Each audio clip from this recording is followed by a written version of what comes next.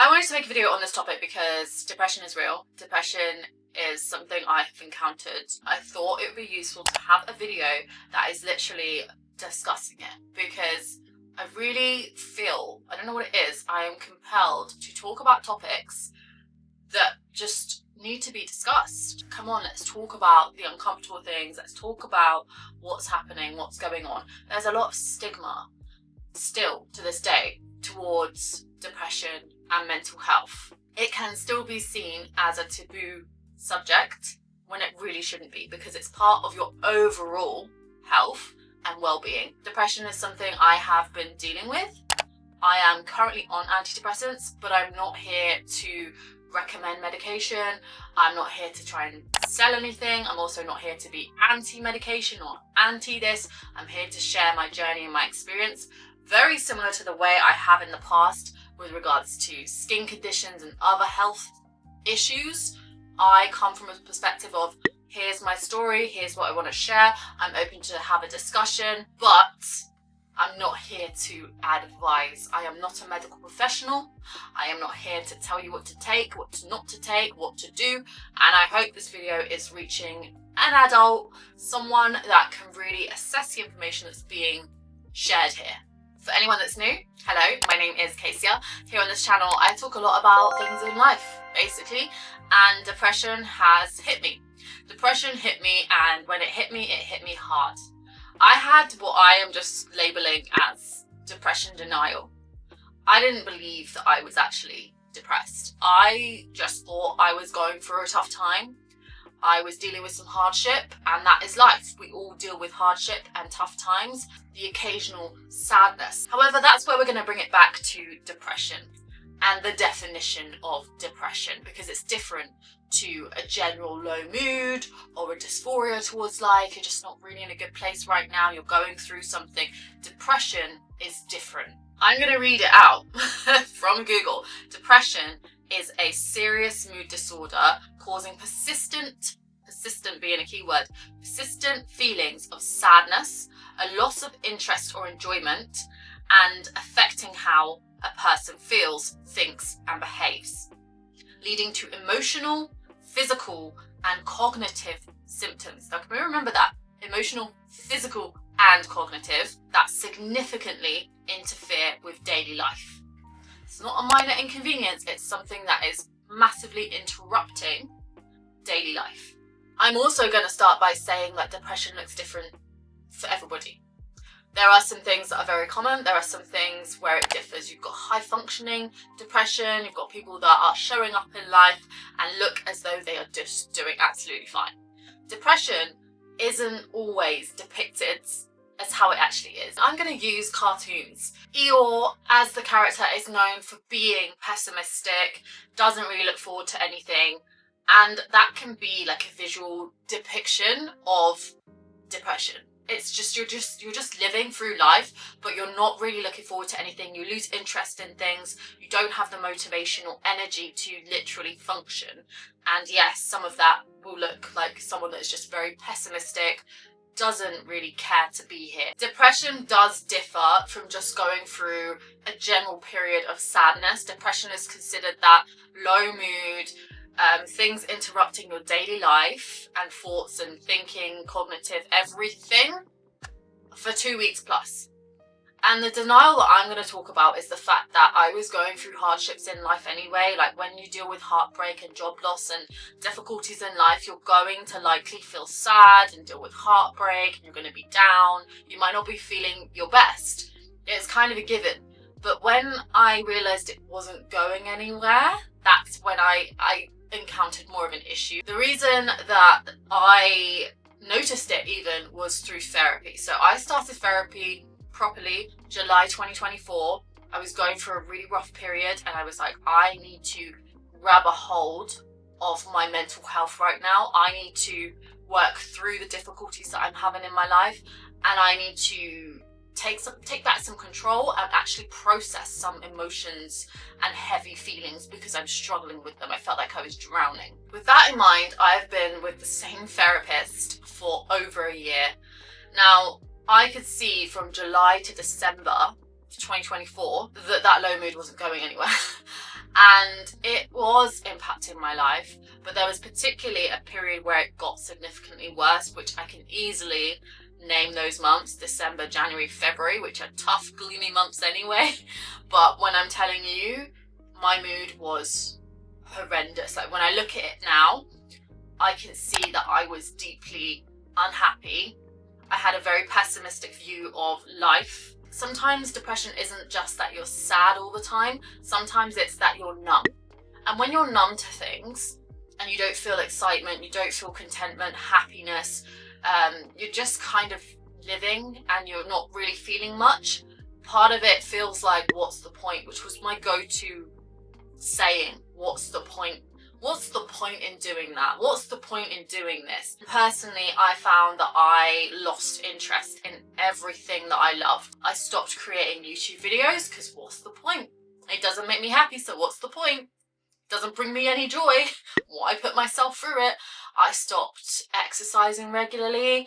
I stopped any sort of socials. I tried to maintain seeing my friends and going out as much as I could, but it was a struggle. It was way more of a battle to get me out and doing things within particularly December, January, February. With the help of my therapist, she was able to really pick up on the signs of someone that is dealing with depression.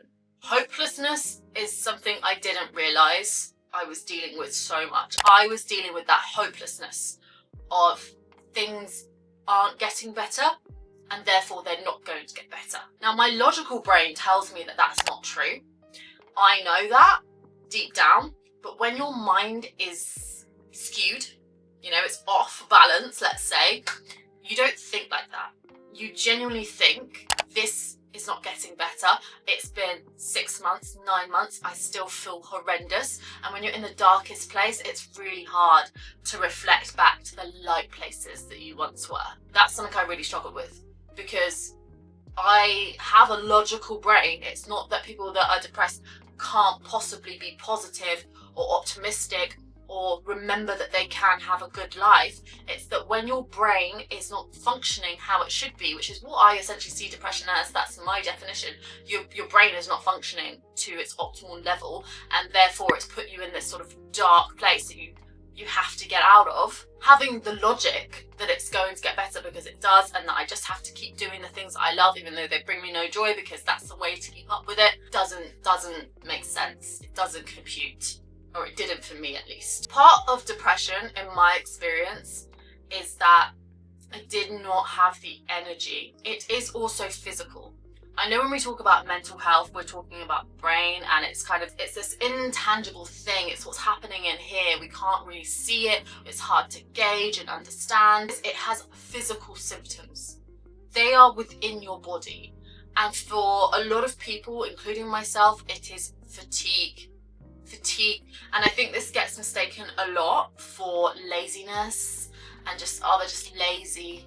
And because you're not optimal in your functioning, it might look like you're messy, you're lazy, you're late, you're sloppy, but actually you're suffering because any small task feels humongous. And that's when we're going to talk about the seriousness of it, because the elements that people don't want to talk about are real. For some people, their environment is an absolute tip because they do not have the energy to even put a sock away. It's not laziness. I don't care what anyone says, it is not laziness. I will defend this because once you've been there and you understand it, I don't wish it upon people. I don't want people that don't know what depression is like to have to go through it to understand. I feel like people need to be open to the fact that this is a functioning problem. This is a cognitive issue. Going back to the functioning, and that's where it's impacting your day-to-day life. Because if you don't have the energy, like I personally did not have the genuine energy to get up and face the day, I still would, but it took so much. It takes so much more than it should. Getting out of bed, you should be, sometimes it sucks, some days it might be harder than others, but generally speaking, we're able to get up, we get on with our day, we brush our teeth, here we go. When you're struggling, and I can only speak from my case, getting up, brushing those teeth, having a shower, emptying the dishwasher, all felt so challenging. And it's something I can't even understand because now I'm like, brush my teeth easy. I can go shower and I can do it without even thinking. I don't even have to think about doing it. I just do it. But when you don't have the energy to do the smallest things, it's hard. And people might say, well, why is that? And it all kind of comes back to the same thing where, what's the point? What's the point? What's the point in brushing my teeth? What's the point in emptying my dishwasher? Because I don't care about life and I don't care about any of those things. You know what? In fact, a lot of people figure out that it's depression when they're eating well, they're going out, they're seeing their friends, they're doing everything that you're supposed to do to be a healthy individual and to be happy, but it's not bringing them joy and they're not happy. It's because something's going on in here.